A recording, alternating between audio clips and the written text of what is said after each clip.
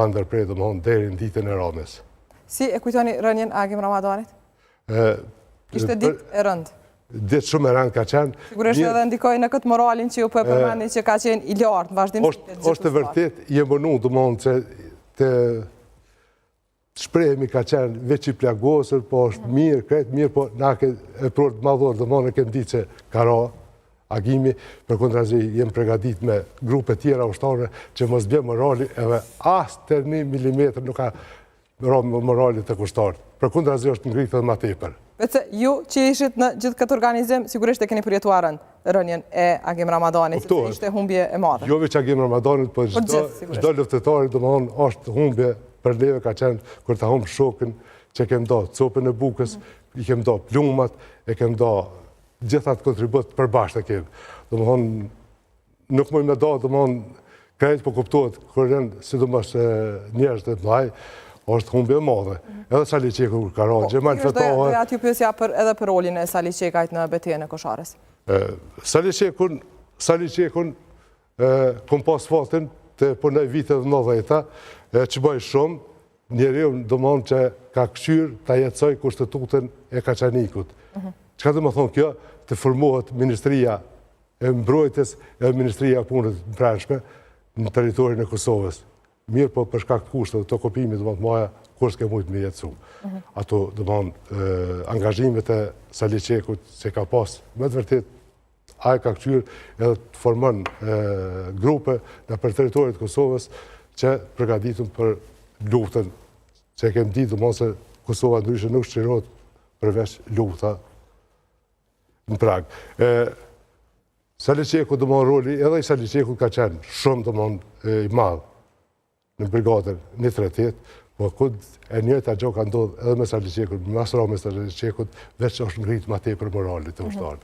Nuk ndikoi negativisht përkundrazi, i motivoi edhe më shumë ushtarët e UÇK-s që mos të lëshojmë frontin, mos zbrapsën, por drejt qëllimit. Drejt qëllimit edhe kem kry punën, jam mundu me kry punën deri në fund. Zbashkuj që unë jam mirënjohës, edhe për Gjemal Fetoha. Zoti Gashi, ka shumë rrëfime, sigurisht, në betejat të tilla, ku ka edhe shumë pjesëtar, ka pas shumë vullnetar, shumë ushtar, shumë e pror, ka shumë rrëfime që dëgjohen. A dihet, Zoti Gashi, krejt e vërteta e betejës Kosharës?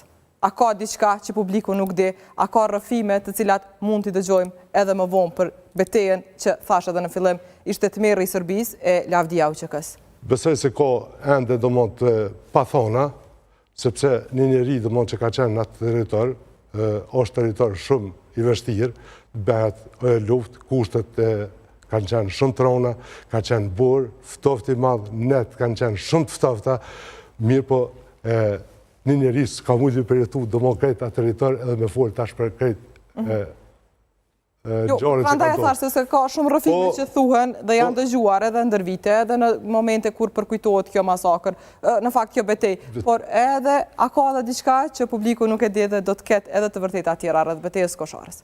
Vërteta është betejës Kosharës që ka qenë bashkimi gjitha forcave, si të ushtarëve, politikës, atëhershme domthonë se jemi munus se mos të kemë dëme, po të bashkohemi tonë edhe të kryjmë luftën që që kemë kry atje. Atje s'ka pas as politik, as ndarje domthonë ushtarët ati, por ka qenë gjithë ushtarët e ushtrisë shqiptare të Kosovës. Një për gjithë për një? Gjithë për një.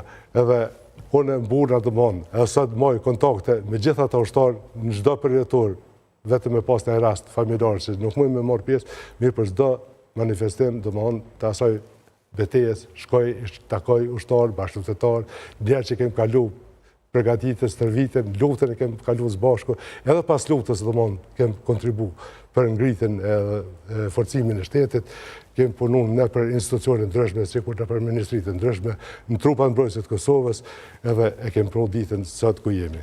Zoti Gashi, krejt këto të vërteta që i thamë në studio, e thash që janë dhe rrëfime të tjera që janë dëgjuar për betejën e Kosharës, nuk është se po shfaqen kështu në Hagë. Prokuroria e Hagës madje ka shtrembruar thuajse krejt duket vërtetën e betejës së Kosharës, madje po insistohet që disa dëshmi që janë marrë nga Serbia të përdoren si prova në rastin Thaqit dhe të tjerët. Do të ndjekim bashkë një kronikë